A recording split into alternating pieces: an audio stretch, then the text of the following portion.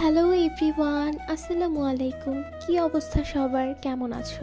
তো আজকে আমার থালিতে আছে বিফ তেহারি। আমার তো তেহারি খুবই পছন্দ। আচ্ছা, তেহারি কার না পছন্দ? আর যদি সেটা হয় গরুর মাংসের তেহারি, তবে তার স্বাদ একটু বেশি বলতেই হবে।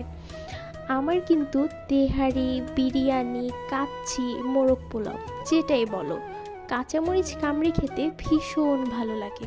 আর সালাদ হলে তো খুব এনজয় করে খাই। তবে আজকে আমার কাছে সালাদ ছিল না, তাই আমি কাঁচামরিচ দিয়ে আমার তেহারি খাওয়াটাই শুরু করে দিলাম।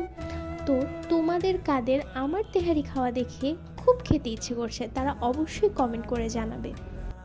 আচ্ছা, আমি যেহেতু নিজে হাতে তেহারিটি রান্না করেছি, তাই একটু ছোট সাইজের যেই আলুগুলো হয় ওগুলো দিয়ে রান্না করেছি। আমরা কিন্তু রেস্টুরেন্ট থেকে যখন খাই তখন কিন্তু এই টাইপের আলুগুলো তেহারিতে থাকে না।